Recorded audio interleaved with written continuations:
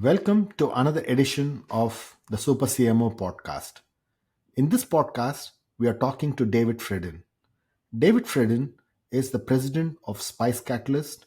He's a product management and a product marketing consultant. He's a mentor, he's a professor, and arguably, David is one of the world's foremost authorities on product management. He is an author of two incredibly great books, Product Design and Management Toolkit, building insanely great products, and he has trained thousands of people on product management. He talks on product management, product strategy, product success management, and his belief is product managers need to be called product success managers. He also believes that the product managers of today need to be given all the authority and responsibility to build great products. In this episode, he talks to me about the fundamentals of product management. What does it take to build great products? His experience at Apple and HP, what did he learn there? And what are the key tenets of product management? Over to my conversation with David. Today's episode is proudly brought to you by Effortless. Effortless is the ultimate solution for startups and SMBs seeking seamless money management and compliance handling. Let me paint you a picture of how Effortless can transform your business. Picture this: e-invoicing and e-way bill generation with just a couple of clicks. Say goodbye to the hassle and say hello to efficiency. Imagine this: slashing collection efforts by a staggering 90% through the magic of automated follow-ups. That's more time for what truly matters: growing your business. And here is a game changer: snapping a quick photo of your bill to instantly log expenses. Yes, it's that easy. But that's not all. With Effortless, you get the power of a consolidated bank account view, seeing both business and personal accounts seamlessly integrated. No more navigating through clunky bank portals for payments. With Effortless, making UPI-like payments is a breeze, 24/7. Oh, and did I mention the proactive alerts? Effortless keeps you on track, ensuring your finances and compliance are always in top shape. Introducing your finance sidekick, Dobby. It's like having an AI-powered finance guru at your fingertips. AI and human expertise, a match made in financial heaven. Effortless wasn't just created by anyone.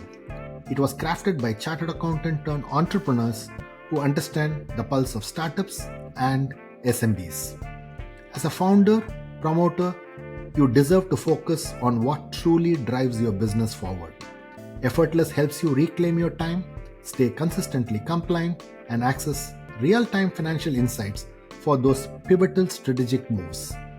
And here is the kicker: Effortless doesn't just save you money, it supercharges it.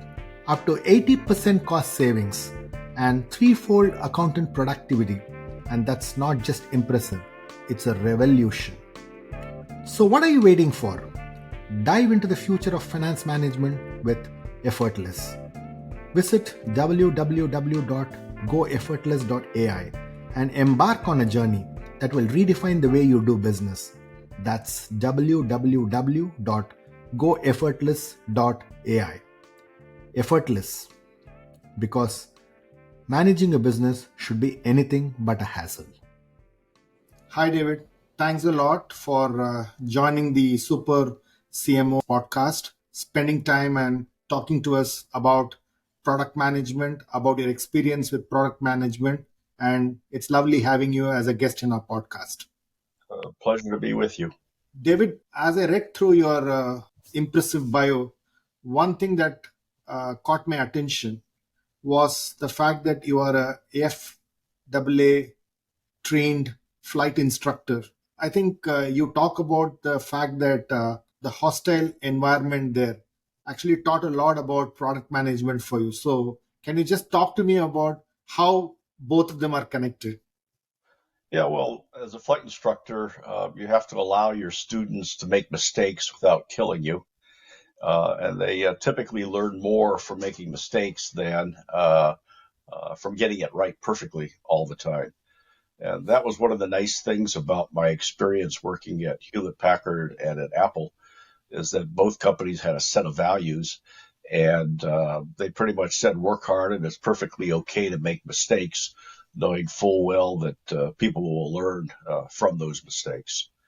The other thing that I learned as a flight instructor and as a pilot is that you have to learn how to juggle things all at the same time. It's sort of like they say flying a helicopter is like rubbing your tummy and patting your head at the same time.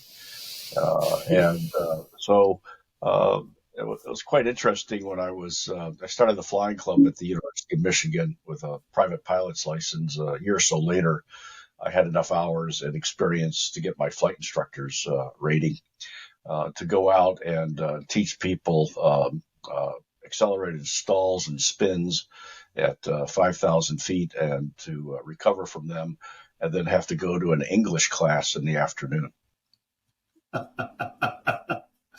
Okay, so that's quite a contrast to what you did in the morning and what you did in the afternoon. Yeah, and as a pilot, you have to learn and understand aerodynamics, weather, um, flying certain kinds of patterns like the aircraft landing pattern, the takeoff, and so forth. Reading charts, reading the sky, reading weather maps, predicting and forecasting the weather yourself, and then the behavioral things that if you lose your vision outside due to weather, for example, or it's nighttime and the ground is covered with fog, you can't see anything; it's all black. You have to learn how to fly the plane solely on the basis of the instruments, and to trust your instruments and not your physiological feelings. So a lot of things are combined in the art of flying. And the same thing is true of product management. The number one thing that a product manager, I prefer to call them the product success manager, has to do is to put together what I call the product market strategy or product market plan. And that consists of understanding what is it that the customer wants to do, why they want to do it, when they want to do it, where do they want to do it, how do they want to do it, how important is getting that thing done, and how satisfied are they with the current alternative ways of getting that done. And then adding into that things like use cases and problem scenarios, doing your market research, your competitive research, understanding where the technology is today and where it may be going in the future. And technology, by the way, is nothing more than the organization of knowledge for practical purposes. And if you organize it properly, that helps you do what's called innovation. And innovation is a sexy word today, like entrepreneur was about 10 years ago. Entrepreneur is just French for product success manager. And the innovation is just how do you do something faster, better, higher quality, or like in the case of an Apple Watch, with style. And frequently you use technology to accomplish that. You may update and change processes to accomplish that and so forth. So then you identify the personas in your product market strategy as to who you're going to be selling your product to. And that could be business to business or business to consumer. And with all of that together, you can then begin to identify your markets, your market size, your target markets, your total available market, and then develop the value proposition for your product. Why is it that someone should buy your product? And your product positioning, where does it sit in the state of mind of the customer? And take a look at the opportunity and risks and bring to bear innovation. And now you have a list of product features, advantages, and benefits that map into the problems of what your customer, your persona wants to do. That together can then lay out your product roadmap, your potential for sales and return on investment, and your long-term product portfolio. About 2015, over 7,000 companies in India were funded by startup venture capital groups or angel investors.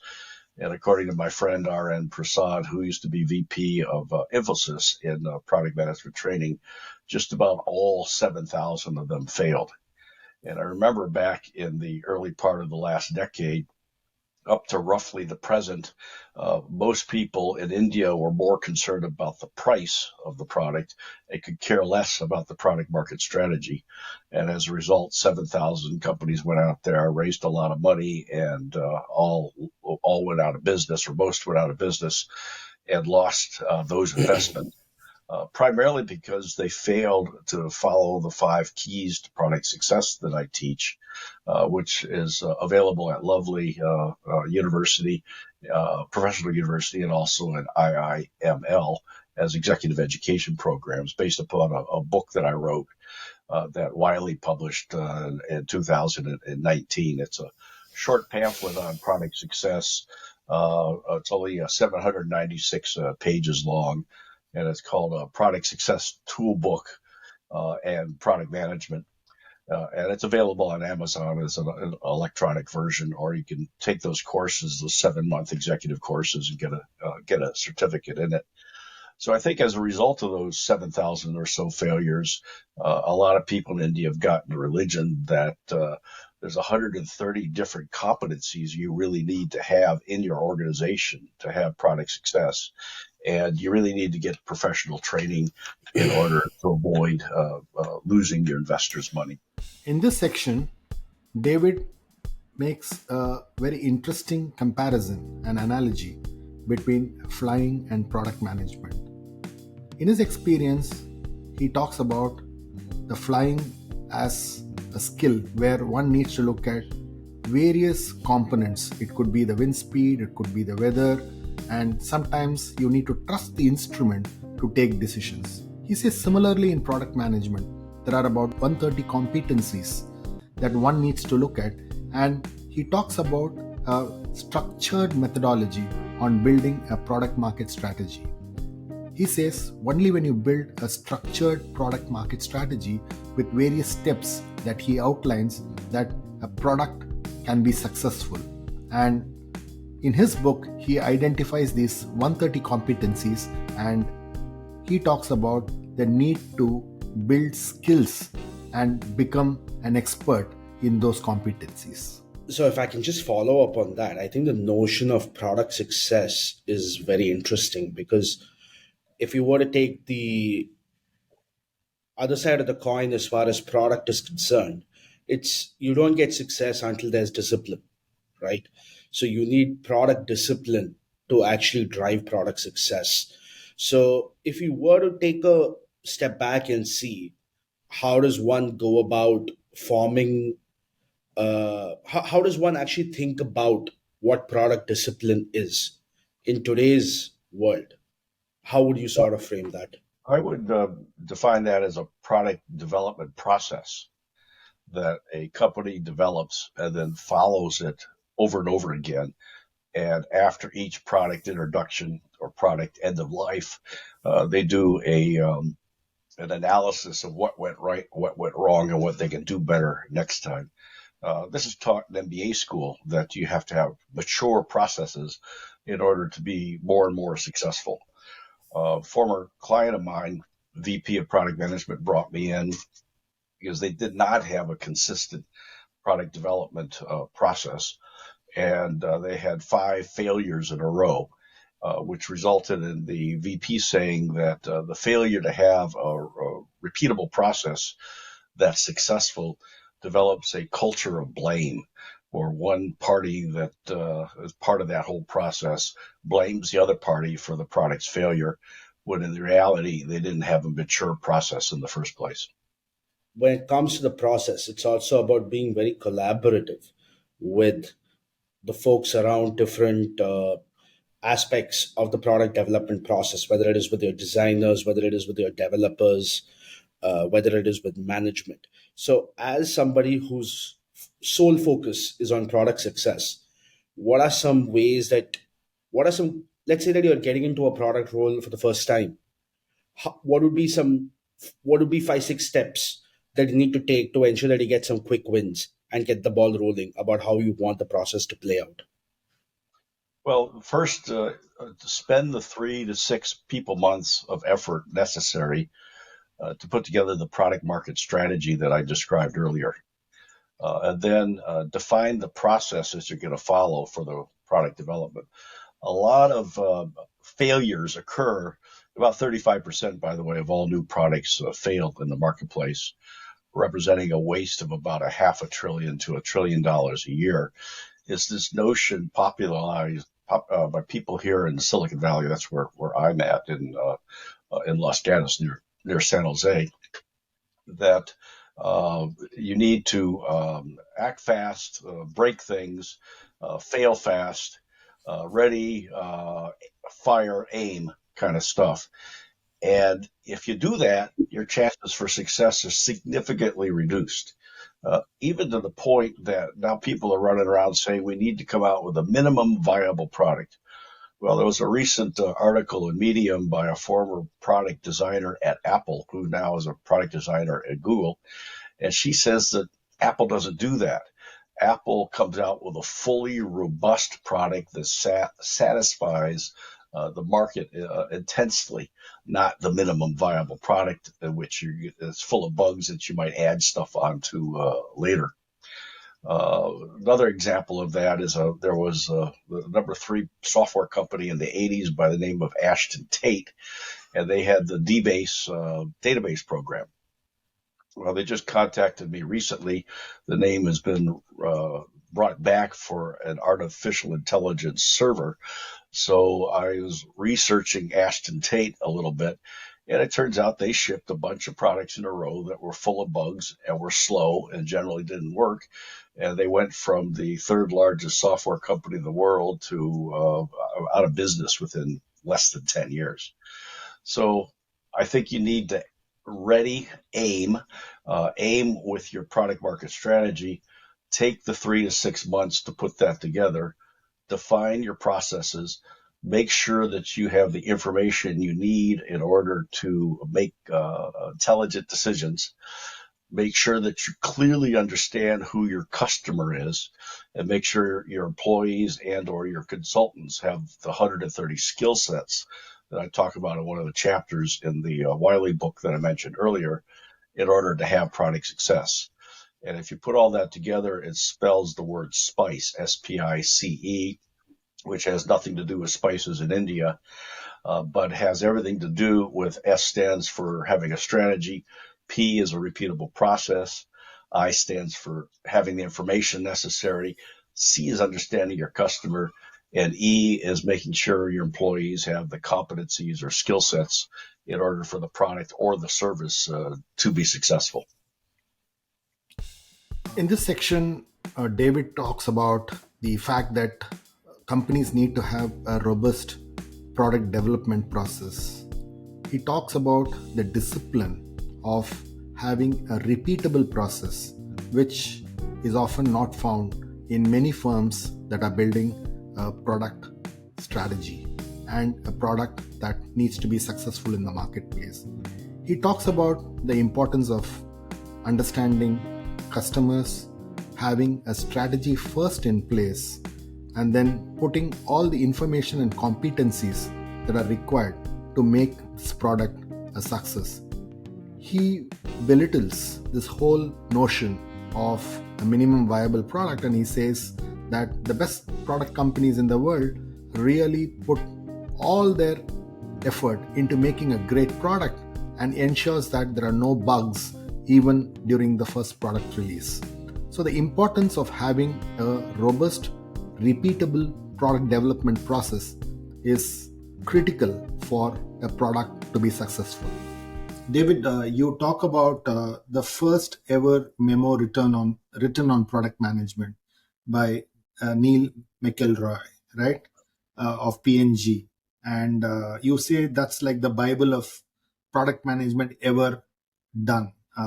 So what did that memo contain, and can you tell me key tenets of that memo that is even relevant today? Yeah, McIlvaney wrote that memo in 1932 at the consumer products company, Procter & Gamble, and it established the field called brand management, where the brand manager had full authority and full responsibility over the product line. By authority, that means they had the budget to pay for the market research, to do the five things I just described, to hire and provide the funding for the marketing department and the advertising, and had ultimate authority and responsibility for the profit and loss of that particular product.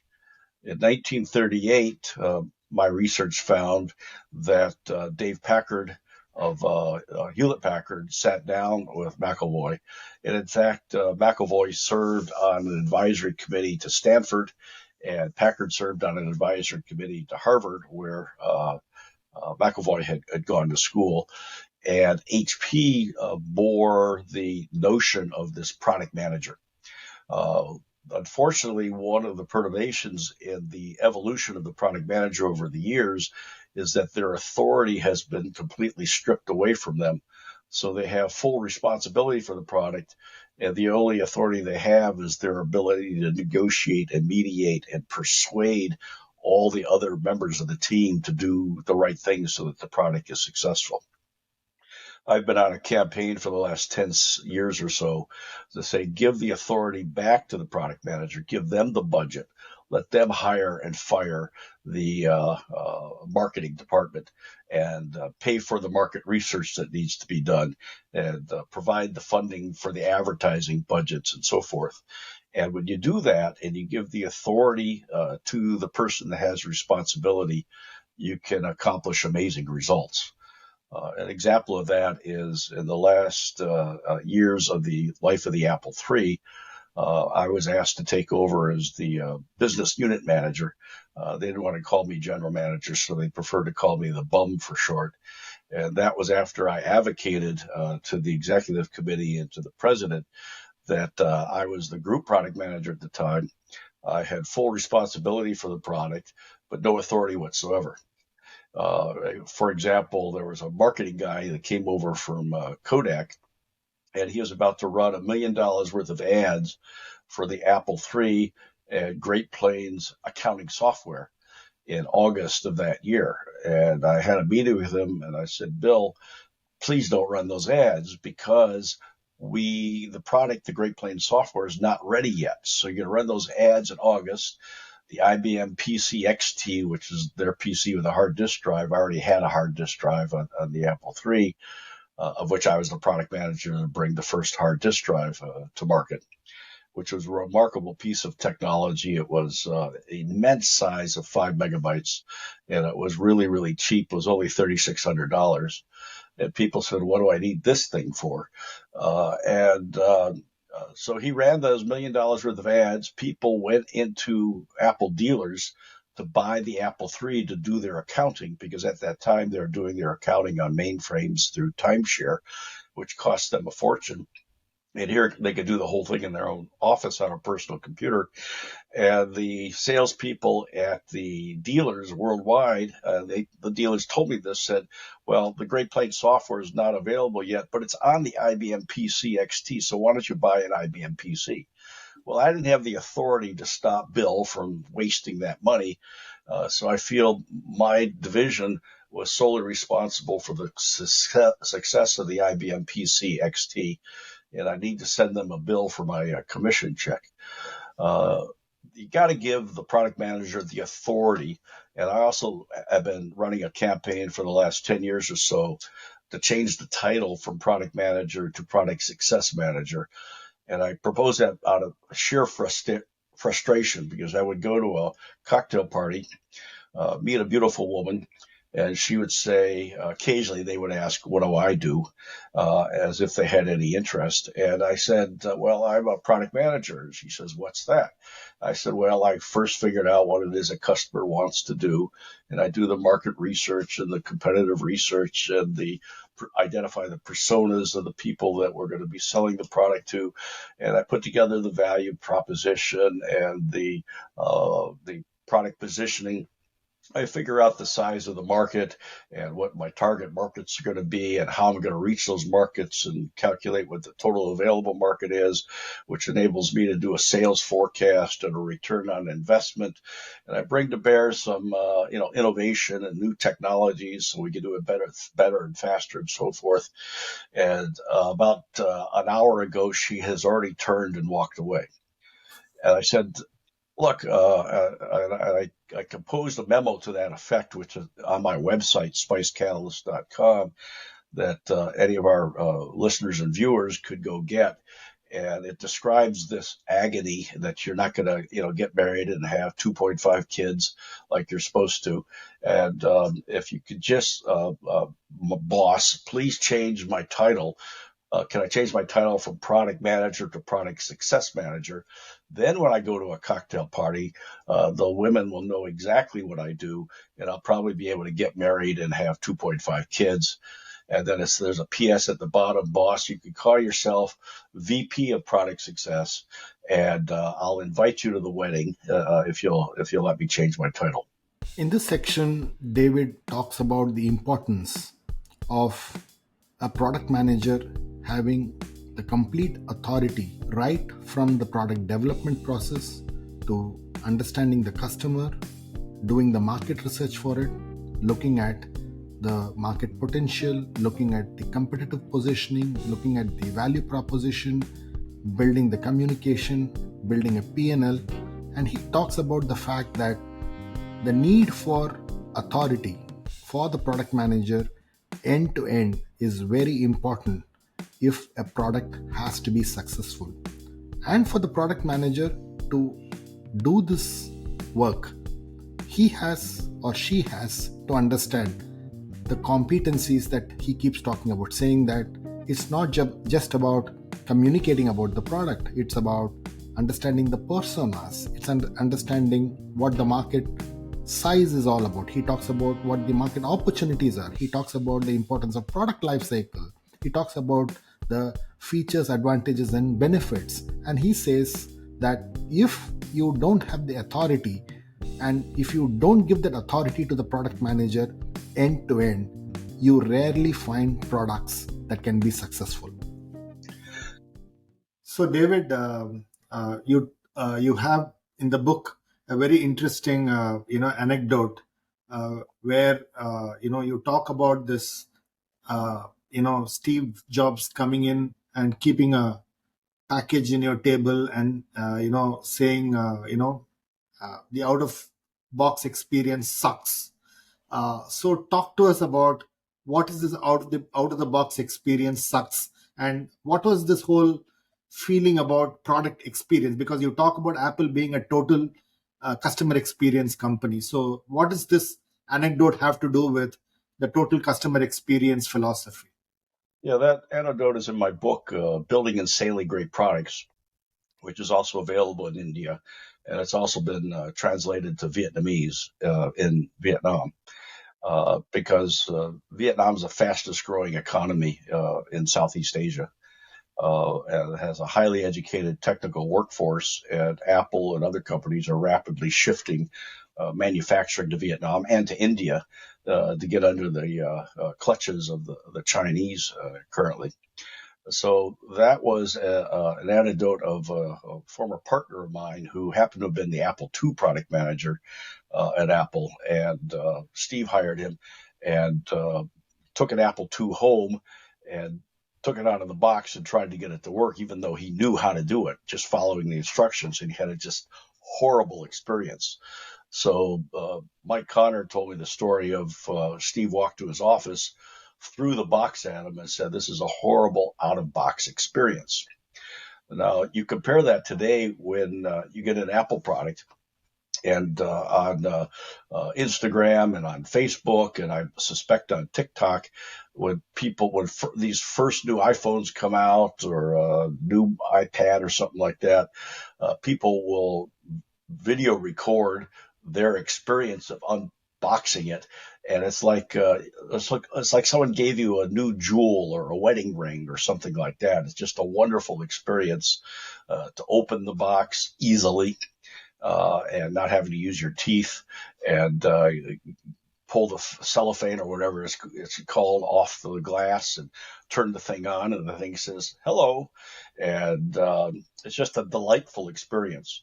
Yeah, you compare that to, for many years, I think it's still true, but I switched back from Windows to Macintosh around 2005 when I got to the point I had to have two Windows computers on my desktop at one time, because I was doing a lot of multimedia production, and it would constantly crash. So I used to say that the normal Microsoft position is not bend over, but reboot.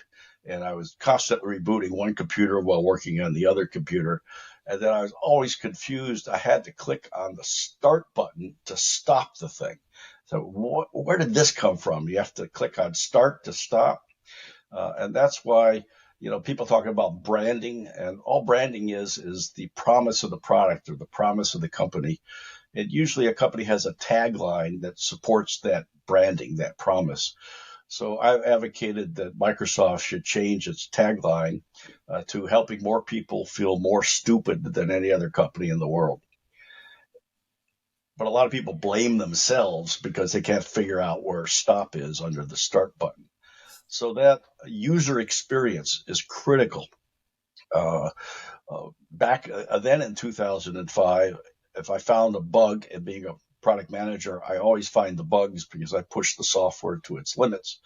I would call Microsoft up, and they would have horrible music on hold. And finally, when someone comes to the phone after 30 minutes, they hang up on you.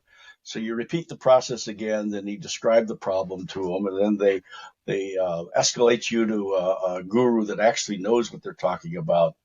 And then they say, okay, in order to fix your problem, for this bug that you found there, thank you very much for finding this bug. It's only $200. So it's delightful to switch to a Macintosh. Like the other day, I updated to the latest version of the Mac operating system, and my 49-inch LG screen, when I booted up, would stay black. I contacted LG. They blamed Apple, and of course you call Apple and they blame LG, and I'm sure it was the solar flares that did it. But the Apple guy worked me through it. It turned out the hub I was using was reducing the power level of the video signal to the monitor. And when I unplugged my USB external drive, boom, the monitor came on. And then I noticed that my Apple Care package, which enabled me to get that free phone call, expired on May 7th of 2023. And that phone call was like on May 20th, 2023. So they honored the service, which is all part of that out-of-box experience. And that's why companies around the world that put the customer first, like Amazon, thrive, while customers, at least back then, I understand Microsoft is doing a better job now, that don't honor that tend not to stick around. In this section, David talks about a very important concept in product management, which is total customer experience. When you're thinking about a product and when you're thinking of designing a product, there would be a lot of features, benefits that would be designed in the product. But when you're really thinking about total customer experience, it starts right before you choose a product to after you bought the product. So when he talks about out of the box experience, the concept of you've already bought the product, but the relationship does not end there. The way you open the box, the way you feel about the purchase is all about the total customer experience.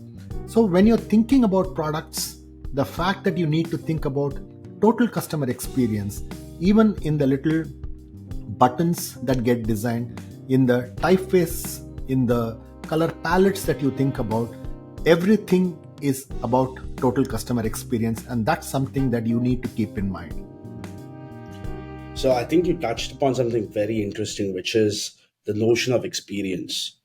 So as a product manager, how should you be thinking about product experience, or what encapsulates product experience? Well, it starts with your out of box experience, turning the thing on. being able to do something useful with it quickly, as opposed to, hate to keep beating on Microsoft, but I enjoy it. Uh, Turning on, a Microsoft Office uh, product, and it says, by the way, you're on a deadline and you're going to get fired if you don't get that spreadsheet to your boss in 30 minutes. It makes Microsoft, out of its sheer, I don't know what you call it, hatred for the customer, requires you to update the software before you can do any real work, rather than saying, hey, would you like to do it now or do it later? And you notice Apple does that when you get an operating system update. It asks you, do you want to do it now or do you want to do it tonight when hopefully you're sleeping? Uh, so that lack of consideration of what the customer wants to do. I'll give you another example.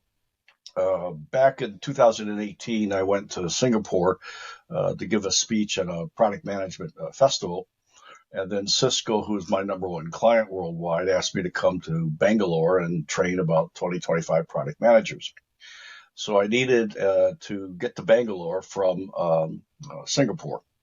And I was also being brought over by Manipal University to give lectures on product management to places like Dell and Samsung and a few other companies, Philips. And so the thing that I had to do was to get from the hotel I was in Singapore to a hotel in Bangalore. Well, that sounds pretty simple, but there's a lot of decisions that have to be made. What mode of transportation do I want to use from the Singapore hotel to the airport? Because in Singapore, you could take a taxi, you could take an Uber, you could take a shuttle, you could take the train, you could hijack a car or a motorcycle. And then you have to figure out how long it's going to take to get there so you could leave in the earliest amount of time. Well, I like to get to the airport early because in my advanced age, I only like to fly business class. And that gives you free access to the business class lounge where the free food is. So I figured all that out, got to the airport, walked into the terminal. If you've ever been to the Singapore airport, it's slightly larger than Manhattan. And you have no idea where to go. And you're looking at the signs, and they got arrows pointing all over the place. Reminded me of Heathrow of about 10 years ago. You get off the airplane at Heathrow, there are no signs. A typical British thing, you're supposed to be born with a map of Heathrow on your forehead. So luckily there was an information desk straight ahead. And I walked up to the information desk and I said, where's the check-in? And I forget which airline I was flying on. And she pointed as only a couple rows over, maybe about 3 or 4 miles.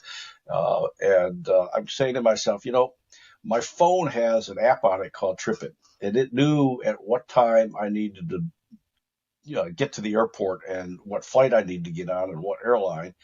And my phone also has GPS. My phone knew where I was at and knows from the maps inside the airport of which counter to go to. Why couldn't my phone wake up and just have a little arrow that says go over here? And it'll take you, 5 minutes to walk there or whatever it may be. So I mentioned that when I gave a talk at Samsung after I finally got into India. And after the presentation, the Samsung folks in Bangalore write the Android operating system for Samsung's Android phones. So the VP of product management says, wouldn't someone feel kind of weird if their phone woke up and all of a sudden giving them directions? I said, no, not if the phone asked permission first, which is a notion that Samsung and Microsoft for years don't know. If you ask permission, it's perfectly okay for Siri to tell you where to go. So I get over to that check-in, and she says, I'm sorry, we're not checking in here. You have to go to the other aisle all the way on the other end of the terminal and check in there. So I wander down there, pulling my luggage behind me. I get there, and she says, where's your ticket to leave India? I said, my schedule hasn't been firmed up by Manipal University. I don't know when I'm going to leave India. She says, you can't come to India unless you could prove you're going to leave India. I said, trust me, you got enough people as it is. You don't need me in India, and I have absolutely no intention of staying there. She says, sorry, you can't go unless you can prove you're going to leave. And I didn't know that. My phone probably knew that because it might have read the fine print someplace that says got to have a ticket out to use a ticket in. So I said, okay, where do I get a ticket out? She says, go over to Singapore Airlines. And I said, where's that? And pointed over there. There's all sorts of construction going on. So I wandered around, went all the way back to where the first ticket counter was. There was another information desk that says, oh, it's at the other end of this particular ticket counter. Went all the way back, stood in line there for about 15, 20 minutes. And the Singapore airline lady says, we don't go to Bangalore.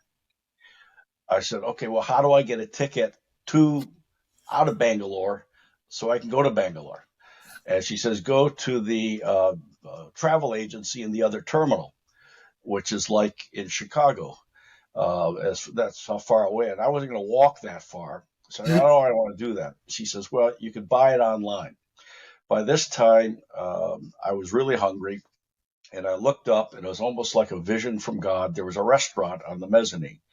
So I went up the stairs, sat down at the restaurant, ordered breakfast, and then proceeded to try to get on Wi-Fi because the SIM card I bought that was supposed to be universal and work everywhere didn't work.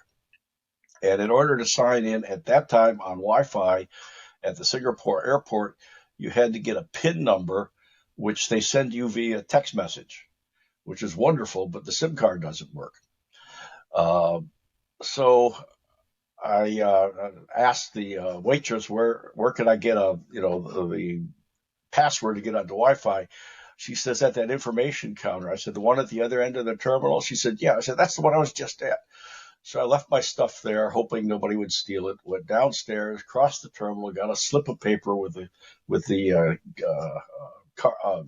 password on it. Went back to the restaurant. By that time, my breakfast was cold. I was tired of staring at the little screen of the iPhone, so I pulled out my iPad, and it was a completely different user interface that I had already learned how to use, trying to access Wi-Fi at the Singapore airport. Now, am I the only person in the world that has these problems? Probably. But anyone who would think this through or observe by understanding what people traveling through the Singapore airport want to do, that they would all be going through these same problems.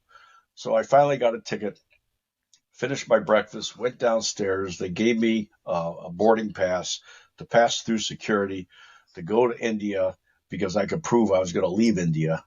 And then it's another hour-long story trying to get a refund on that ticket, which I never used. So that's what I talk about, customer experience. And that's what Steve was talking about when he had this bad out-of-box experience. Sometimes some products I get, I wonder if the senior executive staff ever bothered to try to use the product or any of if they bothered to focus at all on user experience. And again, those companies that do tend to thrive. Those companies that don't tend to go out of business.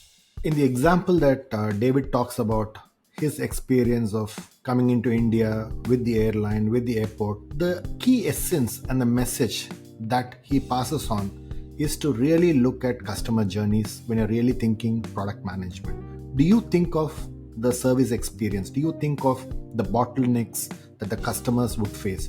Would you have a problem with using the product? Have you used the product? And if you're somebody building the product, and if you are somebody in senior management, there's always somebody to help you, and you don't experience the problem or the pain that an ordinary customer goes through. But when you really look at end-to-end journeys, you realize that there are several knots to make the experience phenomenal. You need to really look at it from the time somebody leaves the hotel to the airport, to the check-in, to the lounge, to finally taking a flight to the country where he was landing. Everything is an experience. So when you're thinking of a product, it's not just enough if you think only of one particular component or a module. You need to think on it holistically, and that's the most important aspect of product management? That's quite a long story, David. I think it's quite an amazing set of, I would say, drawing up a customer journey with a beautiful storytelling capability, which got me, very interesting images in my own head as you told the story.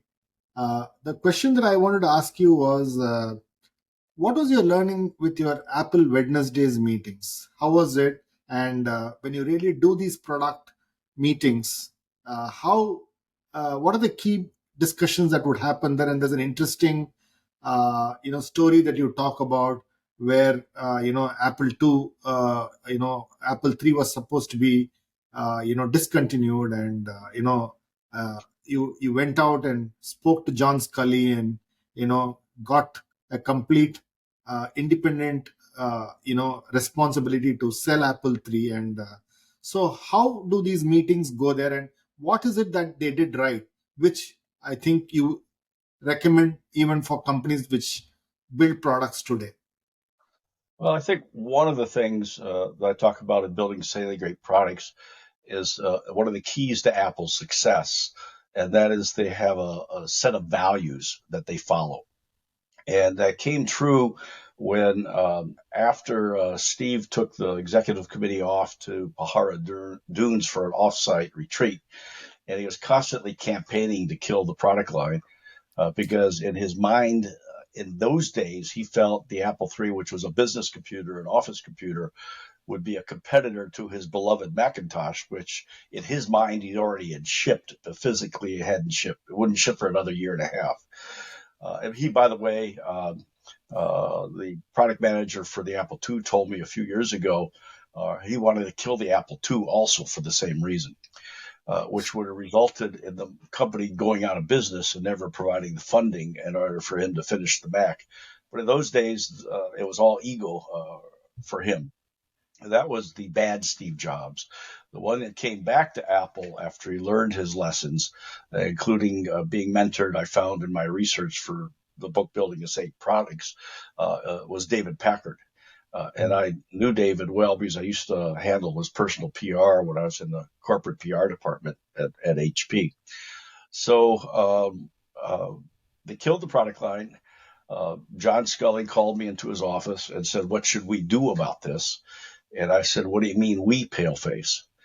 And he had no idea what I was talking about. So I explained the joke to him. I said, "You've heard of the Lone Ranger?" He said, "Oh, yeah, I have." Because there had been a couple Lone Ranger movies out, and there was a very popular television show in the United States in the 1950s, which dates me, that the Lone Ranger and his Indian sidekick, Tonto. And when I tell people from India, I have to say American Indians, so not to be confused. And they get surrounded by 10,000 yelling, screaming Indians. And the white man that wears a mask and has a white horse named Trigger and has a pistol with silver bullets turns to his American Indian sidekick and says, "Tonto, we are surrounded by 10,000 yelling, screaming Indians, and all they want to do is scalp us." And Tonto says, "What do you mean we, paleface?" Which was the slang term for white men. And I said, "John, you canceled the product line. You didn't ask me what I thought about it." And he said, "What do you think we should do?" I said, "I think you got to give me the authority commensurate with the responsibility." And I told him the story of trying to get a promotion done and pushing it through 8 levels of 8 different groups through the division and into corporate and out to the sales force. And I said, it's a lot like pushing a wet noodle. And I couldn't affect sales on the floor of each dealer if that's the way things are. Give me the authority commensurate with it. So he says, "Okay, make me a proposal." So I got about 75 people in the company to contribute information about the product line. And a core group of 7 to 12 of us put together an 80-page business plan, which covered everything to do with marketing, engineering, support, service, everything but sales, because sales would take care of itself. We also covered manufacturing. And on July 15th, 1983, a day that will live in infamy, at least only in my own mind, I presented this business plan to the Apple Executive Committee. Notably absent was John Scully and Steve Jobs. I don't know why, but I think Floyd Kwame, who is the vice president of marketing and sales, knew that while John knew a lot about sugar water, he didn't know much about PCs. And Steve, just go play in your sandbox box over here with the Macintosh and get out of the way, which is what the previous president was very successful in doing, is keeping his brilliant vision still in the company, but minimized his ability to screw everything up. So put together a typical slide. In those days, there was an overhead transparency, which was called a foil, because Boeing had, I think, developed the technology, and did the typical balance sheet analysis comparing different decision alternatives that the executive committee could make. And then one of the people that was helping me was a lady by the name of Maxine Graham, and she had been on the Apple Values Committee a couple years earlier. It said we ought to also compare those alternatives to Apple's values. And so I did another spreadsheet with their help, comparing the decisions. And at a critical point of the meeting, Floyd Kwame, who later went on to be a venture capitalist at Kleiner Perkins and a science and technology advisor to President George W. Bush, Floyd sitting in the middle of the room, and he says, Dave, if the executive committee, picks the option that you advocate, which is let the market decide. The market is smarter than all the MBAs at Apple at that time. In fact, I've fired in my career more MBAs than I've hired.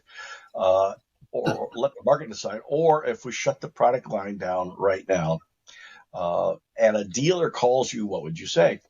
I said, well, if you decide to let the market decide and you gave me authority commensurate with responsibility, I would say to the dealer that the company's decided to let the market decide if they want to continue to buy the product.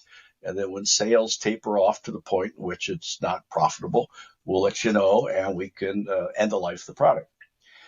But if you make the other decision, keeping in mind everyone in the room, and in fact, sitting in the back of the room was Ann Bowers, who was the VP of HR, and she was married to Bob Noyce, one of the founders of Intel, and she was instrumental in helping Intel come up with a set of values, and she was instrumental, I believe, in helping Apple come up with a set of values. So Floyd said, what would you tell the dealer, keeping in mind that one of the values is good management, another one of the values is empathy for our customers, and so forth. I said, well, if you decide to let the market decide, that's what I'll tell the dealer. But if you decide to cancel the product line, Floyd, I'll give that dealer your phone number. And everybody in the executive committee cracked up, because the point is it would be the opposite to the values that the company exposed and told and talked about and told all the dealers, and it would be incongruent with that set of values. So a couple of weeks later, Ken Zerbe, who came back from running Europe operations and returned to his role as a chief financial officer, called me up and he says, I'm the garbage man for the company. I get all the garbage divisions and you're one of them. I hear you know a little bit about the Apple III. Would you like to be the business unit manager? And I said, well, I love being the bum. Okay. And they gave me a $4 million budget, a head count of 17 people, which means a secretary was equivalent to an engineer, which is a silly way of budgeting, but that's the way they did things back then. And that's what MBA schools taught, just do head count, not what it costs. And we went out and sold 25,000 Apple IIIs. I forget the exact numbers, but I think we had about a $600 million profit in today's numbers. Kept about 1,000 to 1,500 Apple employees employed. In fact, quite a few of them were MBAs. And we didn't have the concept of the Boston Consulting Group of the cash cow at the time, where the thing was fully developed. We just needed to make money off of it.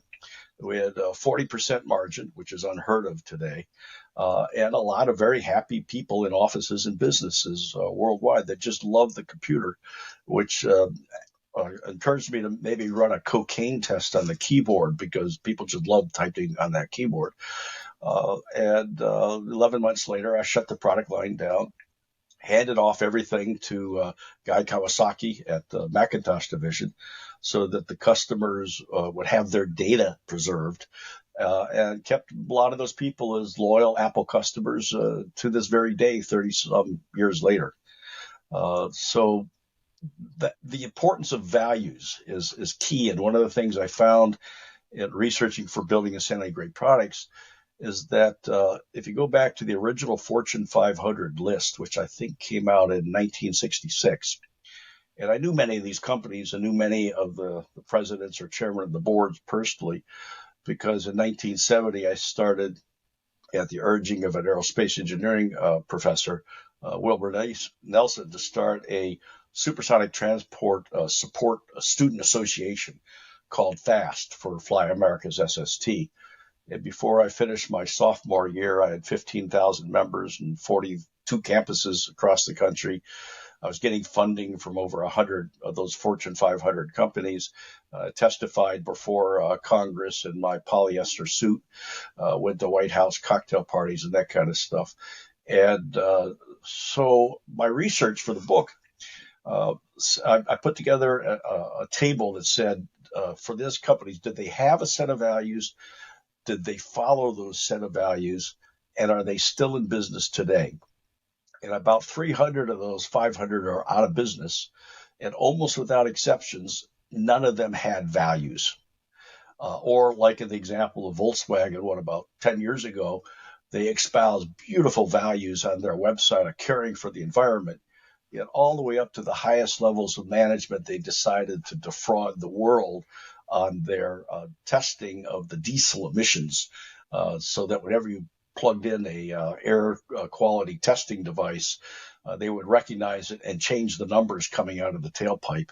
And that's as a result of that, it costed billions and billions of dollars, including having to fund car electrification networks throughout the United States and I think throughout the world, and forced the company now, I think they said by 2025, they are going to all electric cars on their entire product line to try to make up for the pollution they caused by failing to follow their values back, I think, around 2005. So that was one of the things that Apple taught me and Maxine taught me, is that the importance of values, and that also applies when people go out and look for a job. I put together a table thing. I wonder if this applies to me. And I've been associated with about 25 organizations throughout my career, some for-profit like HP and Apple, DataQuest and others, and some nonprofits and some homeowners associations. So the first column is, did they have values? And if they had values, did they follow the values? And was I happy being there or not? And it turned out about 20 of the 25, either I quit or I got fired, which made me happy as hell, as sort of like a mercy killing. None of them had values, or if they had values, they didn't follow those values. But for those that mapped into my values, and I mapped into that organization's values, I was successful, I thrived, and I was happy. And people that I've advised along those lines over the years, when they go out for a job interview, one of the first questions they ask of their potential employer, what is the company's values? What are your values? And in fact, a study just came out about employee satisfaction after COVID. The number two thing after, I think, their salary is, do they have a good boss that cares about them? And that's very closely related to values. So that was one of the things I learned. Values are important. And if you got to start up a new company or an established company, one of the first things you should do is put together a set of values, discuss it with all of your people, and make sure everyone internalizes it and buys into it.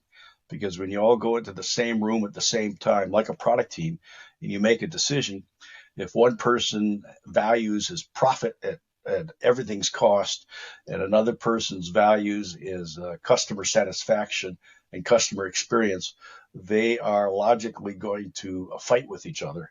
Whereas everybody at Apple was about the customer experience, everybody at HP was about the customer experience, And that's one of the reasons that HP thrived and sales grew 20% a year every year from its founding in 1938 until 1998, when Carly Farina came on board as president and said, we are no longer going to follow Apple or HP way, the HP values.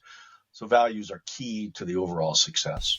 In this section, David spends a lot of time talking about values. Not often, when we talk of product management, values are really given importance because values remain on the vision of the company and product is in the marketplace. But when values and the product don't have a unison and there is no alignment, then most of the products fail. That's a very important message that David is giving us. So often, when you really are thinking about a product and when you're shortlisting what kind of products should you be launching, what are the kind of features, the benefits that the product must have, one way to look at it is to see it through the lens of company values. If there is a company value, which is in the case of Apple or in the case of HP, was customer experience, then every product has to go through the same lens of customer experience, and then it could be a small feature, it could be an upgrade, it could be service, it could be support, it could be the distribution that you're thinking. Everything is around the concept of the company value and the company value having close alignment with the product. The other thing that he speaks about is even looking at your own values and then saying, does the company's values align with my values if I want to work with this company? So clearly, I see this as a triad. One is really the product, the other one is the company value, and about you working for that product. So if you're a product manager, one thing you could look at is, does my value align with the company value, and does my value align with the products that I want to build? So David, you also have built a product called Productize, which is to really look at all the uh, components of how you build world class products in terms of various components that are there. So can you talk to us about what is Productize and how can product managers use this platform and the software called Productize? Yeah, Productize is a plugin on Jira, and a lot of software development houses use Jira, and it enables you to identify the key elements of your product market strategy, your product development, and your marketing, and create take that framework. And there's some suggested frameworks in there, including the one that Spice Catalyst has developed, and then attach to each of those elements all of the documentation and work. So, for example, under personas, if you develop your personas and they're all done, then it'll show that that's at 100%. And senior management can see where you are at in the development of the product market strategy, the product development, and in the marketing of the product. Right now, it's a free plugin on Jira. I forget the name of the Jira open environment where you can get plugins, and there's some articles about it on my website in the blog under spicecatalyst.com with links to that Jira plugin. Often, when you think of product management, you think of it as an art.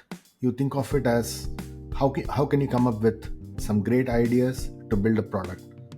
The fact that David talks about it being a science and adding process to product management through his product called Productize is a very interesting way of looking at all the various stages of building a product and saying, have I signed off in that phase, and can I move to the next phase, and have I covered all aspects of building a product through a platform that supports product management thinking is, I think, a great idea. The other question that I had was this whole thing about your do maps, right? I think you talk a lot about do maps. Can you walk me through what are these do maps and how important? I think there's a whole chapter on do maps that I saw in the book. So in a brief explanation of how do you see do maps and why is it so important in product development and product management? It's built on the shoulders of two other pieces of work. One is a professor at Harvard has written a series of books called outcome-based innovation, where the outcome is the thing that's important, not the profits or whatever. And then a fellow that, uniquely enough, Tony Ulrich at Synergem, wrote a book, Jobs to be Done, which builds on top of this outcome-based innovation. And the kind of funny thing is, when I was running the Apple III, he was the manufacturing engineer for the IBM PC Junior, which was the dumbest naming of a product I've ever heard. If you want a PC, why would you buy a junior version of that? And that contributed to being infantile mortality because the product died. And he thought about this subject and he says, well, what job was it that the PC Junior was supposed to solve? And there was no real job. They tried to target the education market with the PC Junior. And back then, IBM was very arrogant. They figured nobody ever gets fired by buying IBM, and therefore, if we, IBM, God, says that we are going to go into the education market with this IBM PC Junior, we will be successful. Well, they weren't, so he thought about it and built his whole company about jobs to be done. Well, in my experience that I talked about earlier, trying to get from Singapore to Bangalore, the job was to get from Singapore to Bangalore. But there was a lot of things I needed to do in between, which I described earlier. And that is, what is it do I need to do? When do I need to do it? Why do I need to do it? So what is it do I need to do? I need to get from the hotel to the airport, blah, blah, blah. When do I need to do it? Tomorrow morning. Why do I need to do it? Because I have to give some speeches and do some training at Cisco in Bangalore. How am I going to do it? That means what are the different modes of travel? How am I going to find my ticket and check in the gate? How important is it? Well, I get fired if I don't get there and don't get paid. And how satisfied am I with the current ways of getting it done? Well, I ended up eating a cold breakfast, so I'm not very satisfied with that. So that opens an opportunity, a use case, a problem statement for someone to develop a product that solves all of those do's, things that I need to do. But if I'm perfectly satisfied with the way things are, you don't have the value proposition to convert me from the way things currently are. A classic example of that is ride sharing versus a taxi. And the guy that invented ride sharing, a company called Uber, lived in Los Angeles. And if he raised his hand in the air to hail a taxi like we would do in Washington, D.C. or New York. And I think in some of your cities in India, you could just raise your hand in a taxi or a motorbike would pull up. Well, if he raised his hand in there, the people will say, hey, put your arm down, your armpit stinks. Because there were no taxis running around in L.A. And then he thought about, smartphones and mapping and the ability to contact independent drivers and not have to buy medallions and all of that kind of stuff. So the notion of ride sharing got started because he had a problem.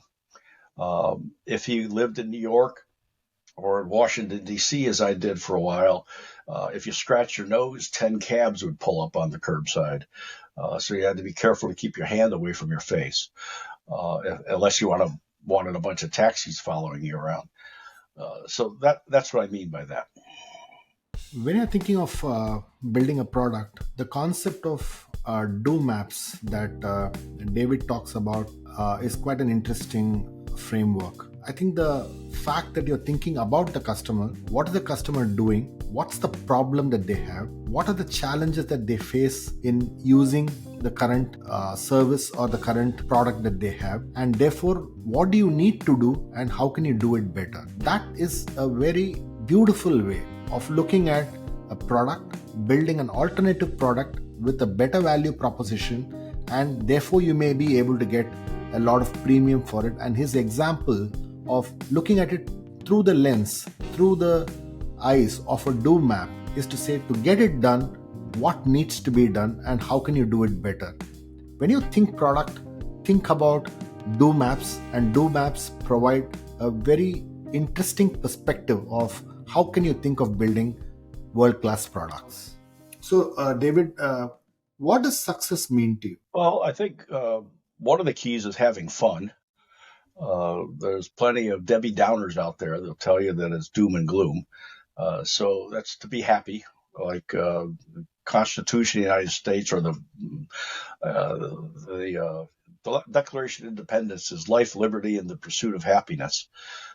So success is being happy, being feeling. In my case, what I'm driven by is the highest levels of Maslow's hierarchy of needs, and that is the need to be wanted and accepted, and the need to accomplish something. Uh, but one of the things my heart bleeds about, and I tried to work on it, is the lowest levels of Maslow's hierarchy of needs: security, safety, food, health, and so forth. And there are billions of people in the world that don't have that opportunity. So I think success also means trying to help those less fortunate. That I, being the son of a plumber from Detroit, having a chance to go to the University of Michigan and barely able to afford the tuition, which was $600 for 4 years. That a lot of people can't afford to go to college anymore, or there's no jobs for people with that level of training. So that's my goal in life: is if I can increase the level of product success, that $500 billion to $1 trillion that's wasted each year could be better used to help people and help the environment so that the earth can survive over the next 100 years. What are some of the books that have influenced you the most over the course of your life? Oh, I think Jeffrey, who I forget his last name offhand, Crossing the Chasm, uh, Davidoff, Jeffrey Moore. Jeffrey Moore, yeah, Moore. And there's a revised version of that that just came out within the last 5 years, and it's more on point. I had the pleasure of learning directly from Jeffrey when I attended Apple University when I first joined Apple. And another one is what's the book about great companies that was researched? I forget the fellow's name offhand. Good to Great, I think it was. Another one was Davidoff's book about marketing high technology. All of those principles. Guerrilla marketing is another good one. Another very interesting one is What Would Google Do?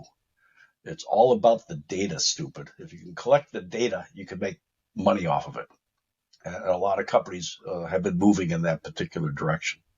So those are some of the books that have influenced me over the years. Uh, David, my next question is, what would be one piece of advice that you would give to an 18-year-old in a university today? Figure out what it is that you want to do when you grow up and start striving in that direction.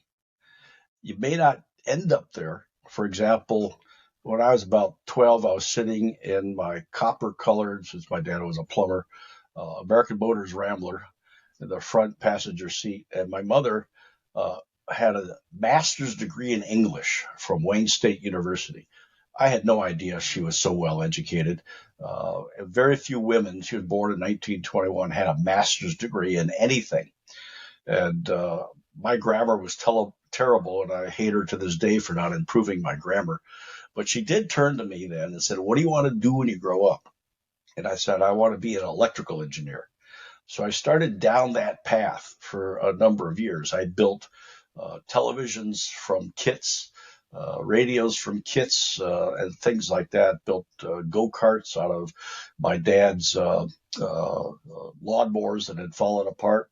I drove it around in the street until the police chased me away. So I cut off the front of it and turned it into a chair and drove it around in the backyard to my annoyment and pleasure of the neighbors. And I then, next direction I went, because I was a pilot by then, was to go into aerospace engineering at Michigan, only to find out that they were interested in space, and I was interested in aviation. And they had a secret deal with Ohio State University. The Ohio State focus on aviation and Michigan focus on space. And I didn't like going into space because they don't have any air there to breathe. And I was probably a closet claustrophobic person, so I didn't like a space helmet.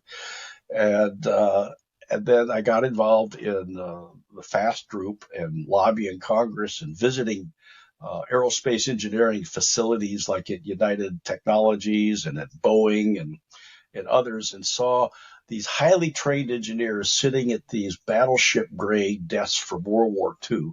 Now, this is early 1970s. These desks had already lasted, 25 years. And there was four of them facing each other, and they all shared one telephone. I'm saying, wait a minute. I thought I was supposed to be a valuable guy as an engineer. That does not reflect something. And I learned a lot about politics at the time. And I pretty much avoided politics up until then. And I said, wait a minute, politics is who gets what in our society. Economics is the study of how they got it. So if we boil that down, I decided to get involved in politics and public policy because that's where things were happening.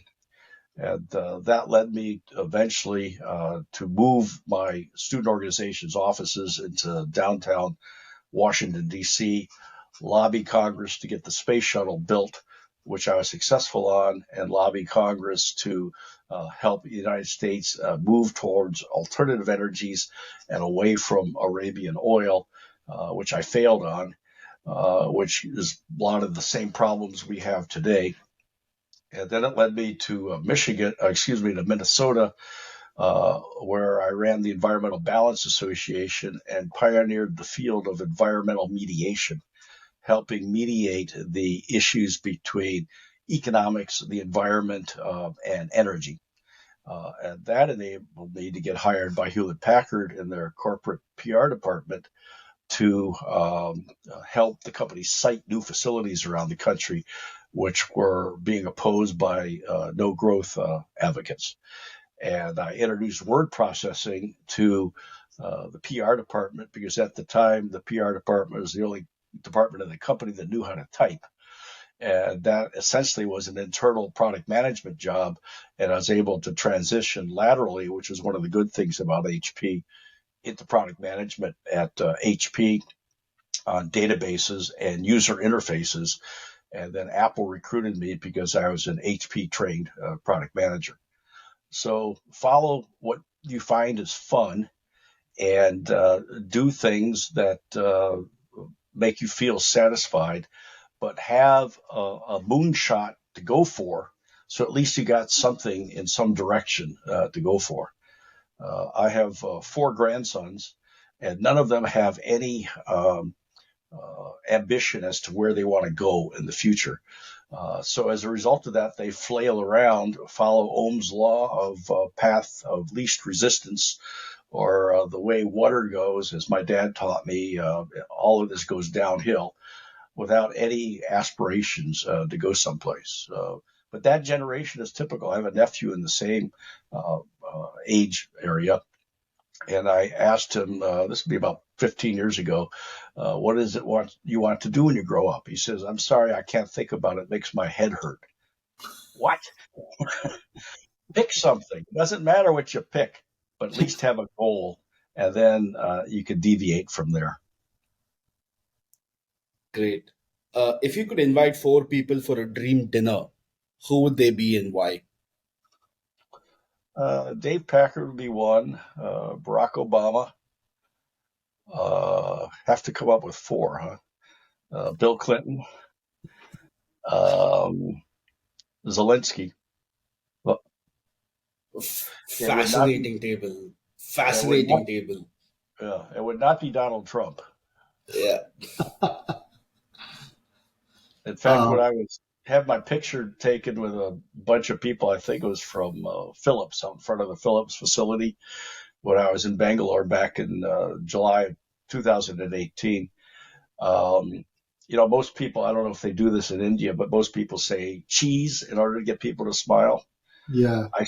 I said Trump, and people were laughing all over the place. It lasted for minutes. Uh, David, what is one piece of advice? You may have got lots, but what's one piece of advice that you really value and which you carry in whatever you do till date?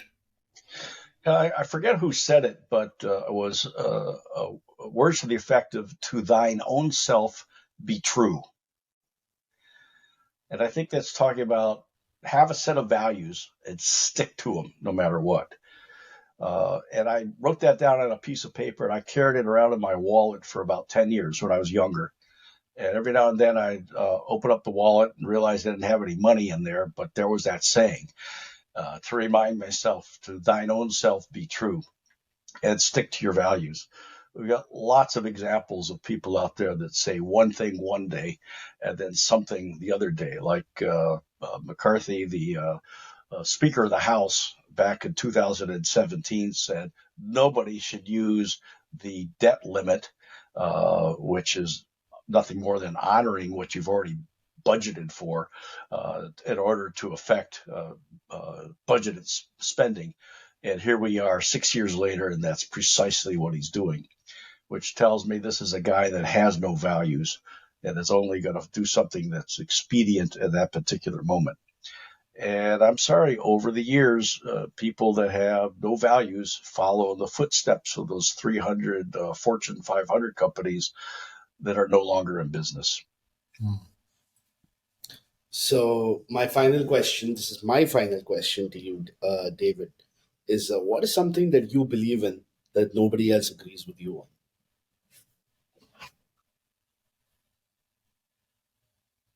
Oh, I think there's probably somewhere in the neighborhood of 30 to maybe as much as 45% of the voting public in the United States that actually believe Donald Trump is a good guy.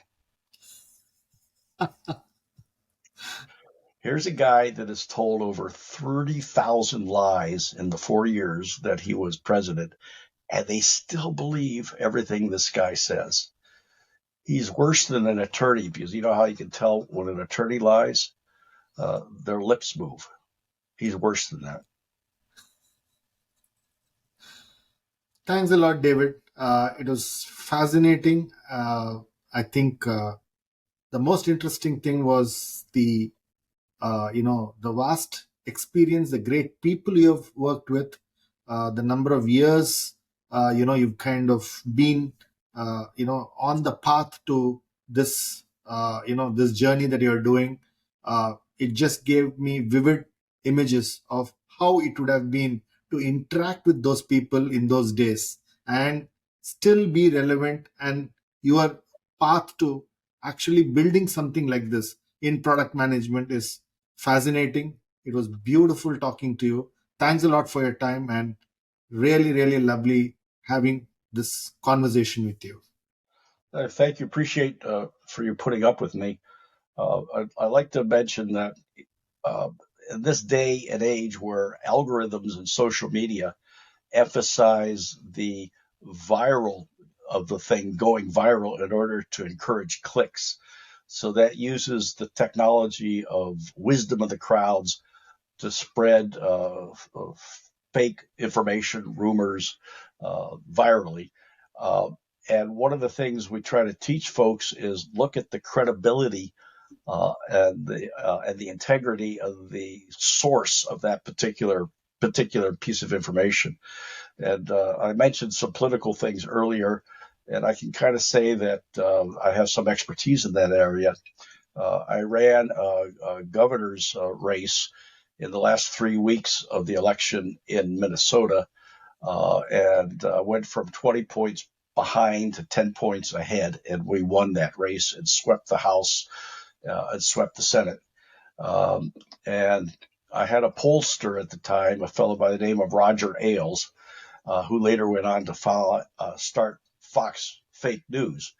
And Roger gave me enough data so I could change the messaging in each parts of the state of Minnesota for our speeches, our advertising, our and so forth.